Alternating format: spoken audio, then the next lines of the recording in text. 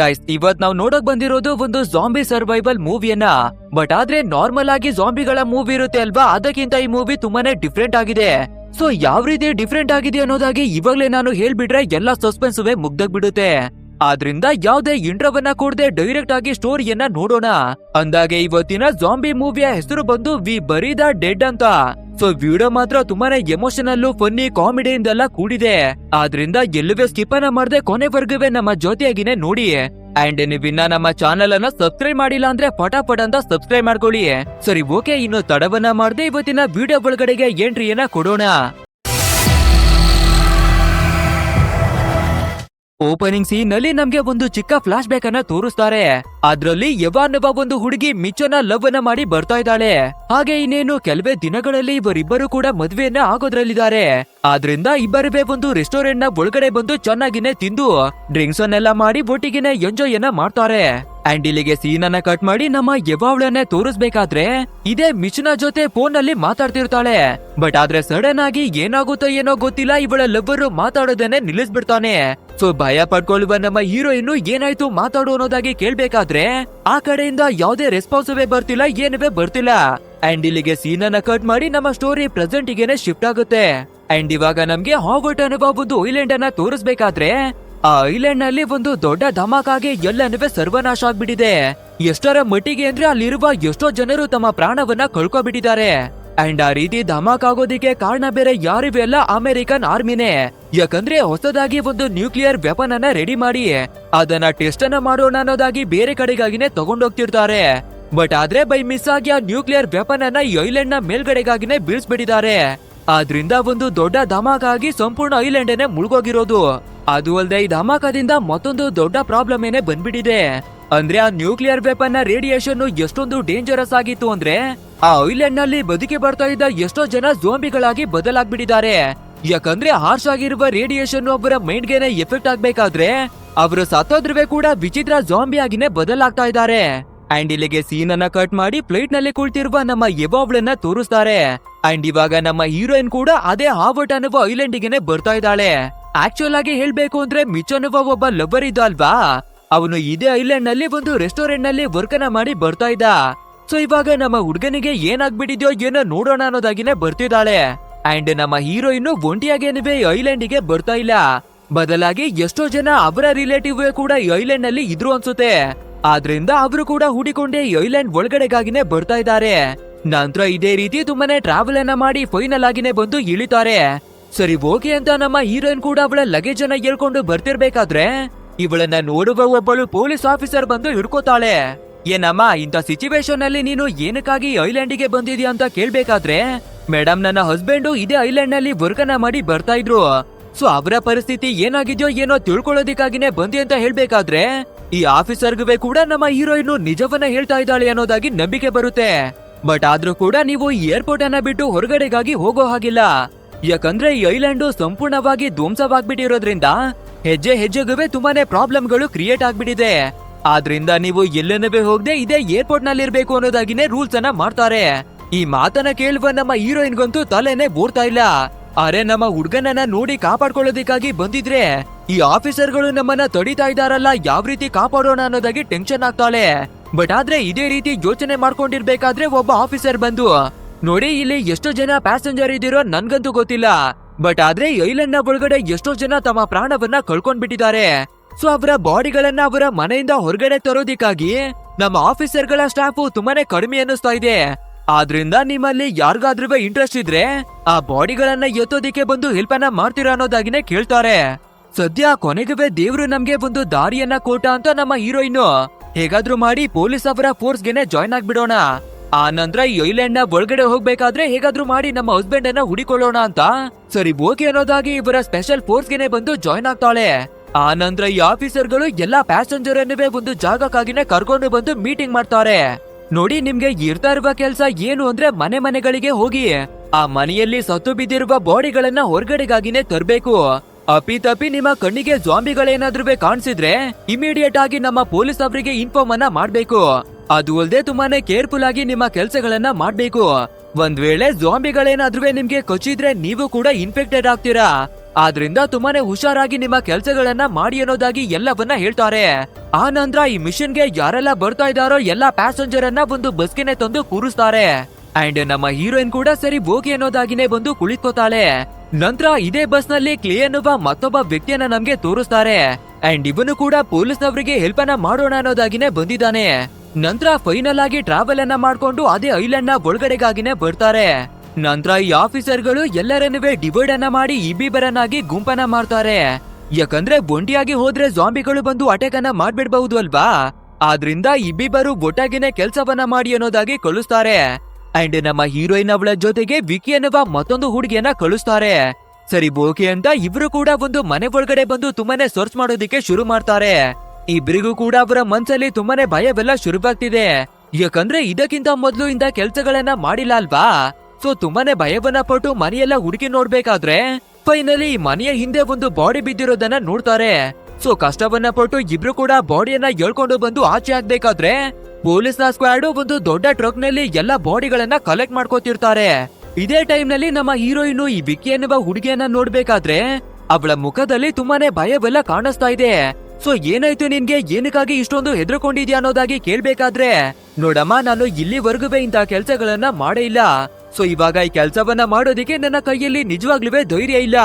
So ನನ್ಗೆ ಇದ್ಯಾವ್ದೇ ಕೆಲ್ಸನವೇ ಬೇಡ, ಏನವೇ ಬೇಡ, ಸೈಲೆಂಟ್ ಆಗಿನೇ ಹೋಗ್ಬಿಡ್ತೀನಿ ಅಂತ ಹೆದ್ರುಕೊಂಡು ನಮ್ಮ ಹೀರೋಯಿನ್ ಅನ್ನ ಒಂಟಿಯನ್ನ ಮಾಡಿ ಅಲ್ಲಿಂದ ಓಡೋಗ್ಬಿಡ್ತಾಳೆ. ಅಂಡ್ ಇಲ್ಲಿಗೆ ಸೀನ್ ಅನ್ನ ಕಟ್ ಮಾಡಿ ಕ್ಲೇ ಅನ್ನುವ ಮತ್ತೊಬ್ಬ ವ್ಯಕ್ತಿಯನ್ನ ತೋರಿಸ್ಬೇಕಾದ್ರೆ ಅವನ ಟೀಮ್ ಮೆಂಬರ್ ಕೂಡ ಒಬ್ಬ ಹೆದ್ರುಪುಕ್ಲ ಅನ್ಸುತ್ತೆ. ಸೊ ನನ್ ಕೈಲಿ ಕೆಲ್ಸವನ್ನ ಮಾಡೋಕಾಗಲ್ಲ ಅಂತ ಇವನನ್ನ ಒಂಟಿಯಾಗಿನೇ ಬಿಟ್ಟು ಓಡೋಗ್ಬಿಟ್ಟಿದ್ದಾನೆ. ಅಂಡ್ ಇವಾಗ ನಮ್ಮ ಹೀರೋಯಿನ್ ಮತ್ತೆ ಕ್ಲೇ ಇಬ್ಬರುವೇ ಒಂಟಿಯಾಗಿರೋದ್ರಿಂದ ಇಬ್ರು ಕೂಡ ಮಾತಾಡ್ಕೊಂಡು ಒಂದೇ ಟೀಮ್ ಆಗಿ ವರ್ಕ್ ಅನ್ನ ಮಾಡೋಣ ಅಂತ ರೆಡಿ ಆಗ್ತಾರೆ. ಅಂಡ್ ಅದೇ ರೀತಿ ಒಂದು ಮನೆ ಒಳಗಡೆ ಬಂದು ಬಾಡಿಗಳನ್ನ ಹುಡ್ಕೋದಿಕ್ಕಾಗಿ ನೋಡ್ತಾರೆ. ಅಂಡ್ ಅದೇ ರೀತಿ ಇವರಿಗೆ ಎಷ್ಟೋ ಬಾಡಿಗಳು ಸಿಗ್ಬೇಕಾದ್ರೆ ಹೊರಗಡೆಗಾಗಿನೇ ತಂದು ಮಡುಕ್ತಾರೆ. ಆ ನಂತರ ಸರಿ ಓಕೆ ಮತ್ತೆ ಬಾಡಿಗಳನ್ನ ಹುಡ್ಕೋಣ ಅಂತ ಬರ್ಬೇಕಾದ್ರೆ ಒಂದು ಮನೆಯಲ್ಲಿರುವ ಬಾಡಿಯನ್ನ ನೋಡಿ ಇಬ್ರು ಕೂಡ ಒಂದು ಕ್ಷಣ ಶಾಕ್ ಆಗ್ಬಿಡ್ತಾರೆ. ಯಾಕಂದ್ರೆ ಒಂದು ಧಮಾಕದಿಂದ ಇಲ್ಲಿ ಬದುಕಿ ಬರ್ತಾ ಇದ್ದ ಜನರು ಎಂತೆಂತ ಸಿಚುವೇಶನ್ ಅಲ್ಲಿ ತೀರೋಗಿದ್ದಾರೆ ಅನ್ನೋದಾಗಿನೇ ಟೆನ್ಷನ್ ಆಗ್ತಾರೆ. ಸರಿ ಓಕೆ ಆದ್ರೂ ಕೂಡ ನಮ್ಮ ಕೆಲ್ಸವನ್ನ ನಾವು ಮುಂದುವರಿಸಲೇಬೇಕು ಅಂತ ಮತ್ತೆ ಬೇರೆ ಬೇರೆ ಬಾಡಿಗಳನ್ನ ಹುಡಿಕೊಂಡು ಬಂದು ನೋಡ್ಬೇಕಾದ್ರೆ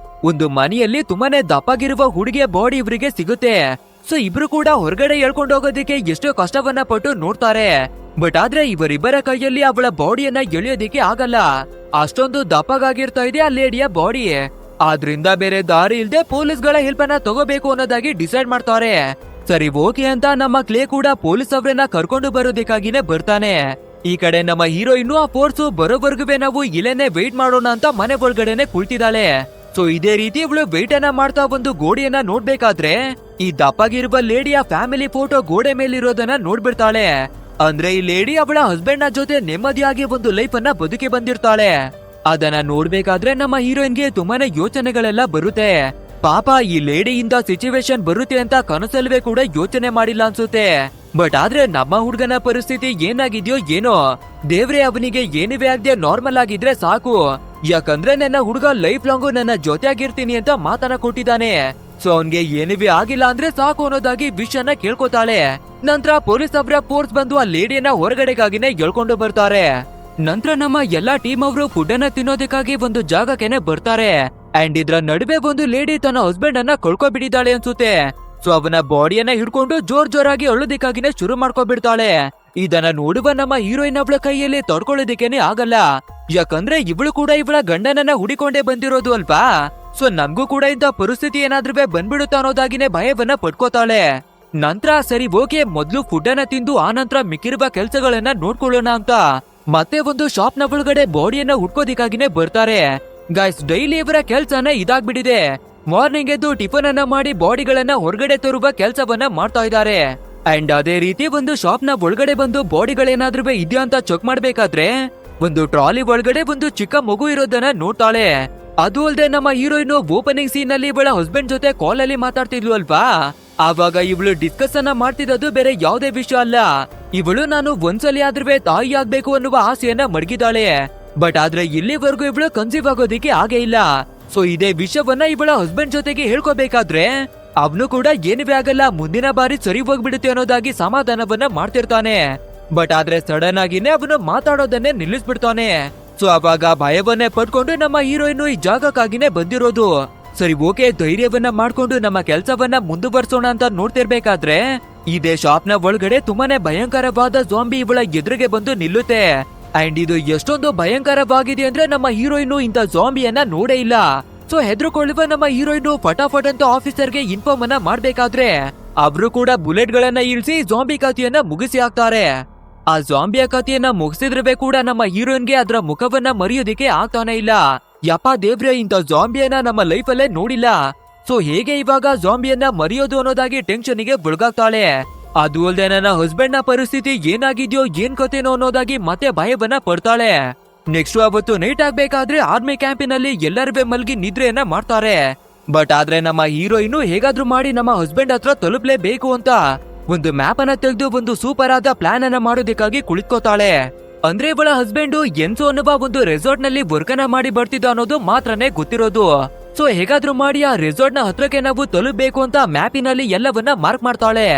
ಆ ನಂತರ ಇವಳಿಗೆ ಬೇಕಾಗಿರುವ ಕೆಲವು ವಸ್ತುಗಳನ್ನ ಪ್ಯಾಕ್ ಮಾಡ್ಕೊಂಡು ಎಸ್ಕೇಪ್ ಆಗೋದಿಕ್ಕಾಗಿ ನೋಡ್ತಾಳೆ.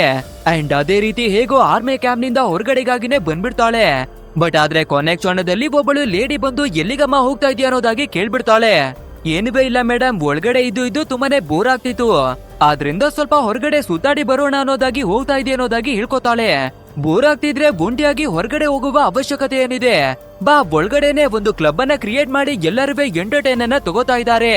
ಸೊ ನಾವು ಕೂಡ ಡ್ಯಾನ್ಸ್ ಅನ್ನ ಮಾಡಿ ಸ್ವಲ್ಪ ಎಂಜಾಯ್ ಅನ್ನ ಮಾಡೋಣ ಬಾ ಅನ್ನೋದಾಗಿ ಕರೀತಾಳೆ. ಅದು ಅಲ್ಲದೆ ಇವಾಗ ನಮ್ಮ ಹೀರೋಯಿನ್ಗೆ ಬೇಡ ಅನ್ನೋದಕ್ಕೆ ಆಗೋದೇ ಇಲ್ಲ.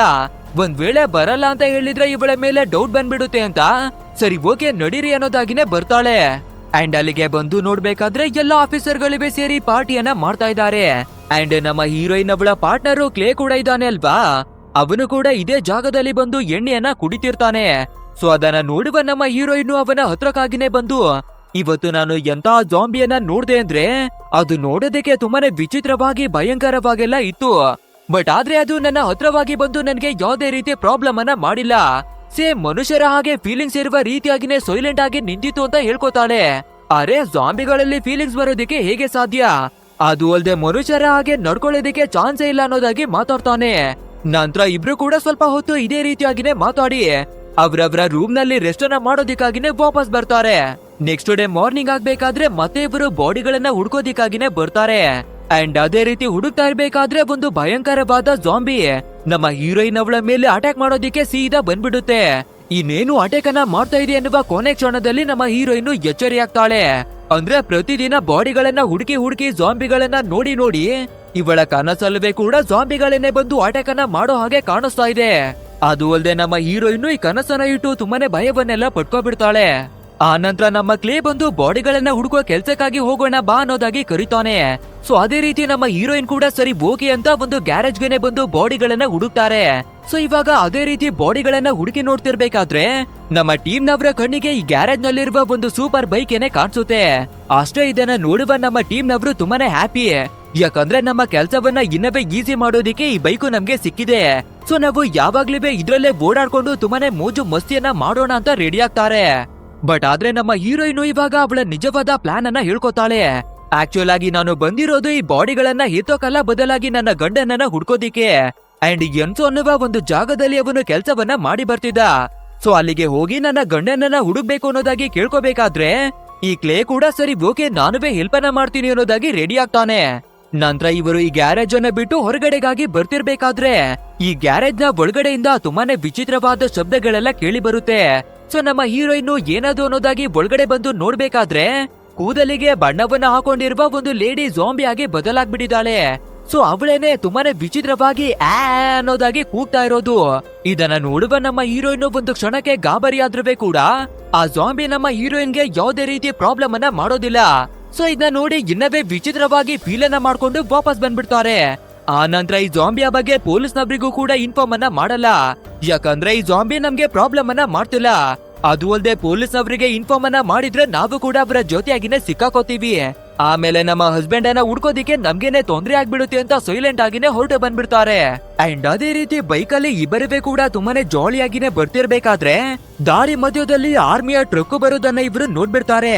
ಅಷ್ಟೇ ಇವರ ಕಣ್ಣಿಗೆ ನಾವು ಬಿದ್ಬಿಟ್ರೆ ನಮ್ಮ ಕಥೆಯನ್ನ ಇಬ್ರು ಮುಗಿಸಿ ಆಗ್ಬಿಡ್ತಾರೆ. ಆಮೇಲೆ ನಮ್ಮ ಹಸ್ಬೆಂಡ್ ಅನ್ನ ಹುಡ್ಕೋದಿಕ್ಕೆ ನಮ್ಮ ಕೈಯಲ್ಲಿ ಯಾವತ್ತೂ ಆಗ್ಬಿಡಲ್ಲ ಅಂತ ತಿಳ್ಕೊಂಡು ಬೈಕನ್ನ ಅದೇ ಜಾಗದಲ್ಲಿ ನಿಲ್ಸಿ ಒಂದು ಕಾರ್ನ ಹಿಂದೆ ಬಂದು ಬಚ್ಚಿಟ್ಕೋತಾರೆ. ನಂತರ ಆರ್ಮಿಯ ಟ್ರಕ್ಕು ಅಲ್ಲಿಂದ ಪಾಸ್ ಆಗ್ಬೇಕಾದ್ರೆ ಮತ್ತೆ ಇವರ ಟ್ರಾವೆಲ್ ಅನ್ನ ಶುರು ಮಾಡ್ಕೋತಾರೆ. ನಂತರ ನಮ್ಮ ಹೀರೋಯಿನ್ ಬಂದು ಹಾಸ್ಪಿಟಲ್ಗೆ ಬಂದು ಆಕ್ಸಿಜನ್ ಮಾಸ್ಕ್ ಗಳನ್ನ ಎಕ್ಕೋತಾಳೆ. ಯಾಕಂದ್ರೆ ಇವರು ಹೋಗ್ತಾ ಇರುವ ಲೊಕೇಶನ್ ನಲ್ಲಿ ಆ ನ್ಯೂಕ್ಲಿಯರ್ ವೆಪನ್ ಕೆಳಗಡೆ ಬಿದ್ದಿರೋದು. ಆದ್ರಿಂದ ಈ ಸಂಪೂರ್ಣ ಜಾಗದಲ್ಲಿ ಇರುವ ಗಾಳಿ ತುಂಬಾನೇ ವಿಷಕಾರಿಯಾಗಿ ಬದಲಾಗ್ಬಿಟ್ಟಿದೆ. ಸೊ ಡೈರೆಕ್ಟ್ ಆಗಿ ಅದೇ ಗಾಳಿಯನ್ನ ಉಸಿರಾಡಿದ್ರೆ ಇವರ ಕತೆ ಕೂಡ ಮುಗ್ದೋಗುತ್ತೆ. ಆದ್ರಿಂದ ಆಕ್ಸಿಜನ್ ಮಾಸ್ಕ್ ಗಳನ್ನ ಎತ್ಕೊಂಡು ಮುಖಕ್ಕೆನೆ ಹಾಕೋತಾರೆ. ನಂತರ ಇವರು ಟ್ರಾವೆಲ್ ಅನ್ನ ಮಾಡಿ ಬರ್ಬೇಕಾದ್ರೆ ಈ ಸಿಟಿ ಯಾವ ರೀತಿ ಧ್ವಂಸವಾಗಿದೆ ಅನ್ನೋದನ್ನ ತೋರಿಸ್ತಾರೆ. ಎಲ್ಲಾ ಕಡೆನೂ ಬೆಂಕಿ ಎಲ್ಲ ಕಚ್ಕೊಂಡು ಪೂರ್ತಿಯಾಗಿನೇ ಬೆಂದೋಗ್ಬಿಟ್ಟಿದೆ. ಈ ಸಿಟಿಯ ಮಧ್ಯ ಭಾಗದಲ್ಲಿ ಒಂದು ಮನೆನೂ ಕೂಡ ಸರಿಯಾಗಿಲ್ಲ, ಆ ಮಟ್ಟಿಗೆ ಡೆಮಾಲಿಶ್ ಆಗಿರುತ್ತೆ. ಸೊ ಇದೇ ರೀತಿ ಇವರು ಟ್ರಾವೆಲ್ ಅನ್ನ ಮಾಡಿ ಬರ್ಬೇಕಾದ್ರೆ ಒಂದು ಸಿಚುವೇಶನ್ ಅಲ್ಲಿ ಸುಸ್ತಾಗುತ್ತೆ. ಸೊ ಇನ್ನು ಮುಂದೆ ನಾವು ಟ್ರಾವೆಲ್ ಮಾಡೋದಕ್ಕೆ ಆಗಲ್ಲ ಅಂತ ಒಂದು ಹೋಟೆಲ್ಗೆ ಬಂದು ಸ್ಟೇ ಆಗ್ತಾರೆ. ಅಂಡ್ ಅವತ್ತು ನೈಟು ಅದೇ ಹೋಟೆಲ್ ನಲ್ಲಿ ಪೂರ್ತಿಯಾಗಿನೇ ರೆಸ್ಟ್ ಅನ್ನ ತಗೋತಾರೆ. ನೆಕ್ಸ್ಟ್ ಮಾರ್ನಿಂಗ್ ಆಗ್ಬೇಕಾದ್ರೆ ಇಬ್ಬರಿಗೂ ಕೂಡ ಎಚ್ಚರಿಯಾಗಿ ಮುಂದೆ ಯಾವ ರೀತಿ ಹೋಗ್ಬೇಕು, ಎಲ್ಲಿಗೆ ಹೋಗ್ಬೇಕು ಅಂತ ಪ್ಲಾನ್ ಅನ್ನ ಮಾಡೋದಿಕ್ಕಾಗಿ ನೋಡ್ತಿರ್ತಾರೆ. ಬಟ್ ಆದ್ರೆ ಇದೇ ಟೈಮಿಗೆ ಸರಿಯಾಗಿ ಒಂದು ದೊಡ್ಡ ಝೋಂಬಿ ಇವರ ಮೇಲೆ ಅಟ್ಯಾಕ್ ಮಾಡೋದಿಕ್ಕೇನೆ ಬಂದ್ಬಿಡುತ್ತೆ. ಅದೇ ರೀತಿ ಬಂದು ನಮ್ಮ ಹೀರೋಯಿನ್ ಅವಳ ಕಥೆಯನ್ನ ಮುಗಿಸ್ಬಿಡ್ತಾ ಇದೆ ಅನ್ನುವ ಕೊನೆ ಕ್ಷಣದಲ್ಲಿ ರಿಲೇ ಅನ್ನುವ ಒಬ್ಬ ಮಿಲಿಟರಿ ಆಫೀಸರ್ ಬಂದು ಆ ಝೋಂಬಿ ಕಥೆಯನ್ನ ಮುಗಿಸ್ತಾನೆ. ಸದ್ಯ ಕೊನೆ ಕ್ಷಣದಲ್ಲಿ ನಮ್ಮ ಹೀರೋಯಿನ್ ಬದುಕುಳಿತಾಳೆ. ಆ ನಂತರ ಆಫೀಸರು, ನೀವು ಯಾರು, ಏನಕ್ಕಾಗಿ ಬಂದಿದ್ದೀರಾ, ಈ ಜಾಗದಲ್ಲಿ ಏನನ್ನ ಮಾಡ್ತಿದ್ದೀರಾ ಅನ್ನೋದಾಗಿ ಕೇಳ್ಬೇಕಾದ್ರೆ, ಸರ್ ನಾವು ಈ ಜಾಗದಲ್ಲಿ ಕೆಲಸವನ್ನ ಮಾಡೋದಕ್ಕಾಗಿನೇ ಬಂದಿದ್ವಿ. ಬಟ್ ಆದ್ರೆ ಜಾಂಬಿಗಳು ತುಂಬಾನೇ ಅಟ್ಯಾಕ್ ಮಾಡೋದಕ್ಕೆ ಬರ್ಬೇಕಾದ್ರೆ ಈ ಮನೆಯಲ್ಲಿ ಬಂದು ಬಚ್ಚಿಟ್ಕೊಂಡಿದ್ವಿ. ಸದ್ಯ ಸರಿಯಾದ ಟೈಮಿಗೆ ಬಂದು ನೀವು ನಮ್ಮನ್ನ ಕಾಪಾಡ್ಬಿಟ್ರಿ ಅನ್ನೋದಾಗಿ ಸುಳ್ಳನ್ನ ಹೇಳ್ತಾರೆ. ಅಂಡ್ ಇದನ್ನ ಕೇಳುವ ಆಫೀಸರ್ಗೂ ಕೂಡ ಇವರ ಮೇಲೆ ನಂಬಿಕೆ ಬರೋದಿಲ್ಲ. ಆದ್ರಿಂದ ಇವರನ್ನ ಒಟ್ಟಿಗೆ ಎನ್ಕ್ವೈರಿಯನ್ನ ಮಾಡಿದ್ರೆ ಖಂಡಿತ ಇಬ್ರು ಸುಳ್ಳನ್ನ ಹೇಳ್ತಾರೆ. ಸೊ ಸಪರೇಟ್ ಆದ ರೂಮಿಗೆ ಕರ್ಕೊಂಡು ಹೋಗಿ ಎನ್ಕ್ವೈರಿಯನ್ನ ಮಾಡಿದ್ರೆ ನಿಜ ನಮ್ಗೆ ಗೊತ್ತಾಗ್ಬಿಡುತ್ತೆ ಅಂತ ಇಬ್ರನ್ನವೇ ಕೂಡ ಬೇರೆ ಬೇರೆ ಒಂದು ರೂಮ್ ನಲ್ಲಿ ಲಾಕ್ ಅನ್ನ ಮಾಡ್ತಾನೆ. ಬಟ್ ಆದ್ರೆ ನಮ್ಮ ಕ್ಲೇ ಹೇಗೋ ಕಷ್ಟವನ್ನ ಪಟ್ಟು ಆ ಜಾಗದಿಂದಾನೇ ಎಸ್ಕೇಪ್ ಆಗಿ ಓಡಿ ಹೋಗ್ಬಿಡ್ತಾನೆ. ಆದ್ರೆ ನಮ್ಮ ಹೀರೋಯಿನ್ ಒಂಟಿಯಾಗಿ ಆಫೀಸರ್ ನ ಕೈಯಲ್ಲಿ ಸಿಕ್ಕಿ ಬೀಳ್ತಾಳೆ. ಅಷ್ಟೇ ಇದನ್ನ ನೋಡುವ ನಮ್ಮ ಹೀರೋಯಿನ್ ಜೋರಾಗಿ ಅಳೋದಿಕ್ಕೆಲ್ಲ ಶುರು ಮಾಡ್ಕೋತಾಳೆ. ಯಾಕಂದ್ರೆ ನನ್ನ ಗಂಡನನ್ನ ಹುಡ್ಕೋದಿಕ್ಕೆ ನಾನು ಯಾವಾಗೆಲ್ಲ ಕಷ್ಟ ಪಡೋದಿಕ್ಕೆ ನೋಡ್ತೀನೋ ಆವಾಗ ಒಂದಲ್ಲ ಒಂದು ಪ್ರಾಬ್ಲಮ್ ಬಂದು ನಮ್ಮನ್ನ ತಡಿತಾ ಇದೆ ಅನ್ನೋದಾಗಿ ನೋವನ್ನ ಪಡ್ತಾಳೆ. ಸೊ ಇವಳು ಯಾವಾಗ ಕಣ್ಣನ್ನ ಮುಚ್ಚಿದ್ರೆ ಕೂಡ ಇವಳ ಗಂಡನೇ ಕನಸಿನಲ್ಲಿ ಬರ್ತಾನೆ ಇರ್ತಾನೆ. ಸೊ ಇದೇ ರೀತಿ ಇರ್ಬೇಕಾದ್ರೆ ಆಫೀಸರ್ ಒಳಗಡೆಗಾಗಿನೇ ಬಂದು, ನೋಡಮ್ಮ ನಾನೊಬ್ಬ ಆಫೀಸರ್ ಆಗಿರೋದ್ರಿಂದ ನನ್ನ ಹತ್ರ ನಿಜವನ್ನ ಹೇಳ್ಕೊ ಅಂತ ಕೇಳ್ಬೇಕಾದ್ರೆ ನಮ್ಮ ಹೀರೋಯಿನ್ ಕೂಡ ಸರಿ ಓಕೆ ಅಂತ ಎಲ್ಲಾ ವಿಷಯಗಳನ್ನ ಹೇಳ್ಕೊತಾಳೆ. ಸೊ ಈ ರೀತಿ ನಿಜವನ್ನ ಹೇಳ್ಕೋಬೇಕಾದ್ರೆ ಆಫೀಸರ್ ಕೂಡ ಇವಾಗ ನಂಬಿಕೆಯನ್ನ ಇಡ್ತಾನೆ. ಸರಿ ಓಕೆ, ಈ ಜಾಗ ತುಂಬಾನೇ ಅಪಾಯವಾಗಿರೋದ್ರಿಂದ ನೀವು ವಾಪಸ್ಸು ಏರ್ಪೋರ್ಟ್ ನ ಹತ್ರಕ್ಕಾಗಿನೇ ಹೋಗ್ಬಿಡಿ ಅನ್ನೋದಾಗಿ ಕಳಿಸ್ಕೊಡ್ತಾನೆ. ಆದ್ರೆ ಇವಾಗ ಕತ್ತಲೆ ಆಗ್ಬಿಟ್ಟಿರೋದ್ರಿಂದ ಇನ್ನವೇ ಡೇಂಜರ್ ಆಗುತ್ತೆ. ಸೊ ಇವತ್ತು ರಾತ್ರಿ ನನ್ನ ಮನೆಯಲ್ಲೇ ಮಲ್ಗಿದ್ದು ನಾಳೆ ಬೆಳಿಗ್ಗೆ ಹೋಗಿ ಅನ್ನೋದಾಗಿನೇ ಕೇಳ್ತಾನೆ. ಅಂಡ್ ಅದೇ ರೀತಿ ನಮ್ಮ ಹೀರೋಯಿನ್ ಕೂಡ ಸರಿ ಓಕೆ ಅಂತ ಉಳ್ಕೋತಾಳೆ. ನಂತರ ಇಬ್ಬರು ಸೇರಿ ಡಿನ್ನರ್ ಅನ್ನ ಮಾಡೋದಿಕ್ಕಾಗಿ ಕುಳಿತಿರ್ಬೇಕಾದ್ರೆ ಈ ರಿಲೇ ಅನ್ನುವ ಆಫೀಸರು ಇವನ ಲೈಫಿನ ಬಗ್ಗೆ ಒಂದಷ್ಟು ವಿಷಯಗಳನ್ನ ಹೇಳ್ಕೊತಾನೆ. ಆಕ್ಚುಲ್ ಆಗಿ ಹೇಳ್ಬೇಕು ಅಂದ್ರೆ ಕ್ಯಾಟ್ ಅನ್ನುವ ಒಬ್ಬಳು ಹೆಂಡತಿ ಇದ್ಲು ನನ್ಗೆ.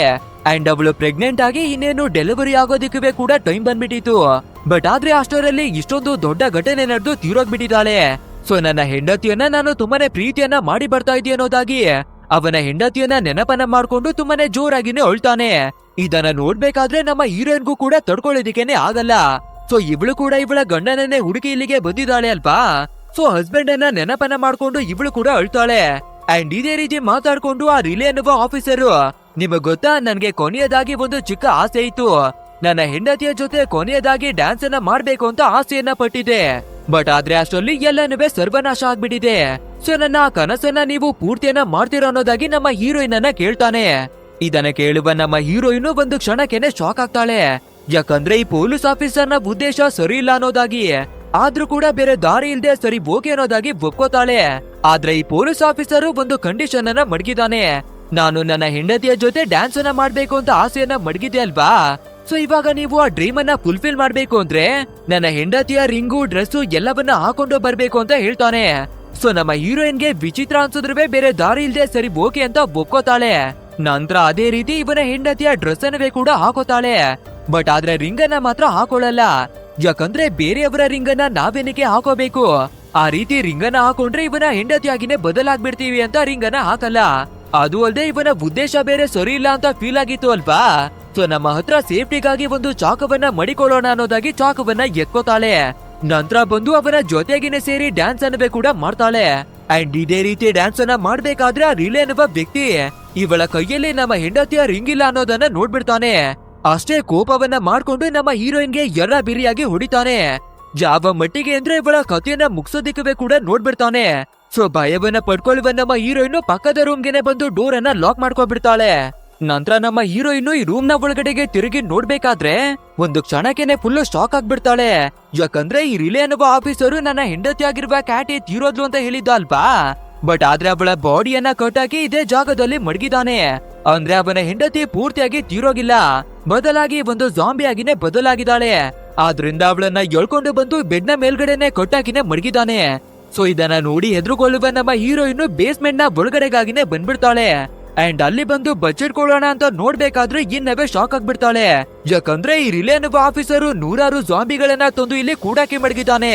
ಅಷ್ಟೇ ಇದನ್ನ ನೋಡುವ ನಮ್ಮ ಹೀರೋಯಿನ್ಗೂ ಕೂಡ ಅರ್ಥವಾಗ್ಬಿಡುತ್ತೆ ಈ ಜಾಂಬಿಗಳನ್ನ ಇಟ್ಟು ಯಾವ್ದೋ ಒಂದು ದೊಡ್ಡ ಕೆಲ್ಸವನ್ನ ಮಾಡ್ತಾ ಇದ್ದಾನೆ ಅಂತ. ಆಕ್ಚುಯಲ್ ಆಗಿ ಹೇಳ್ಬೇಕು ಅಂದ್ರೆ ಈ ರಿಲೇ ಅನ್ನುವ ಆಫೀಸರು ಈ ಜಾಂಬಿಗಳನ್ನ ಇಟ್ಟು ಯಾವ್ದೋ ಒಂದು ಎಕ್ಸ್ಪೆರಿಮೆಂಟ್ ಅನ್ನ ಮಾಡ್ತಾ ಇದ್ದಾನೆ. ಅಂದ್ರೆ ಇವನ ಹೆಂಡತಿ ತೀರೋಗ್ ಬಿಟ್ಟಿದ್ದಾಳೆ ಅಲ್ವಾ. ಸೊ ಅವಳನ್ನ ಮತ್ತೆ ಜೀವಂತಗೊಳಿಸೋದಿಕ್ಕೆ ಮತ್ತೆ ಯಾವ್ದಾದ್ರು ದಾರಿ ಸಿಗುತ್ತೆ ಅಂತ ಈ ಜಾಂಬಿಗಳನ್ನ ಬಳಸಿ ತುಂಬಾನೇ ಎಕ್ಸ್ಪೆರಿಮೆಂಟ್ ಗಳನ್ನ ಇಲ್ಲಿ ಮಾಡ್ತಾ ಇದ್ದಾನೆ. ಅಂಡ್ ಇವಾಗ ನಮ್ಮ ಹೀರೋಯಿನ್ ಇದನ್ನೆಲ್ಲ ನೋಡಿ ತುಂಬಾನೇ ಶಾಕಿನಲ್ಲೇ ಇರ್ಬೇಕಾದ್ರೆ ಇಷ್ಟು ಹೊತ್ತಿಗೆ ಆ ರಿಲೇ ಡೋರ್ ಅನ್ನ ಬಡ್ಕೊಂಡು ಒಳಗಡೆಗಾಗಿನೇ ಬಂದ್ಬಿಟ್ಟಿದ್ದಾನೆ. ಸೊ ಇವಾಗ ನಮ್ಮ ಹೀರೋಯಿನ್ ಇವನಿಂದ ಎಸ್ಕೇಪ್ ಆಗ್ಬೇಕು ಅಂದ್ರೆ ಬೇರೆ ದಾರಿ ಇಲ್ಲ ಅಲ್ವಾ. ಸೊ ನಿನ್ನ ಎಲ್ಲಾ ರೂಲ್ಸ್ ಗೆ ಒಪ್ಕೊಂಡಿದ್ದೀನಿ, ನೀನು ಯಾವ ರೀತಿ ಹೇಳ್ತೀಯೋ ಅದೇ ರೀತಿ ರೆಡಿಯಾಗಿ ಬರ್ತೀನಿ ಅಂತ ಹೇಳ್ತಾಳೆ. ಸೊ ಇದನ್ನ ಕೇಳುವ ರಿಲೇ ಕೂಡ ಸರಿ ಓಕೆ ಅನ್ನೋದಾಗಿನೇ ಕರ್ಕೊಂಡೇ ಬರ್ತಾನೆ. ಬಟ್ ಆದ್ರೆ ನಮ್ಮ ಹೀರೋಯಿನ್ ಒಪ್ಕೊಂಡಿರಲ್ಲ, ಬದಲಾಗಿ ಒಂದು ಜಾಲವನ್ನ ಸೃಷ್ಟಿ ಮಾಡಿದ್ದಾಳೆ. ಸೊ ಗ್ಯಾಪ್ ಸಿಕ್ತಿದಾಗೇನೆ ನಮ್ಮ ಹೀರೋಯಿನ್ ಅವಳ ಹತ್ರ ಇರುವ ಚಾಕುವಿನಿಂದ ಚುಚ್ಚಿ ಆ ರಿಲೇ ಅವನ ಕಥೆಯನ್ನೇ ಮುಗಿಸಿ ಹಾಕ್ತಾಳೆ.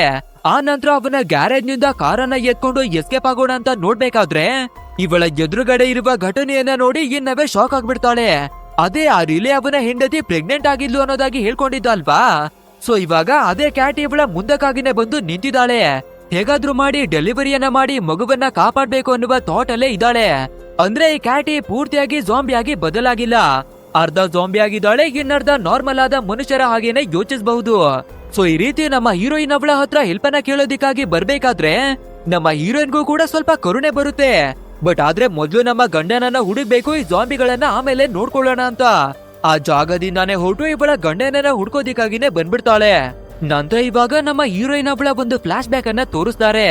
ಅಂದ್ರೆ ಇವನು ಈ ಐಲ್ಯಾಂಡ್ ನಲ್ಲಿ ಕೆಲಸವನ್ನ ಮಾಡಿ ಆವಾಗ ಇವಳನ್ನ ಭೇಟಿ ಮಾಡೋದಿಕ್ಕೆ ಬರ್ತಿರ್ತಾನೆ.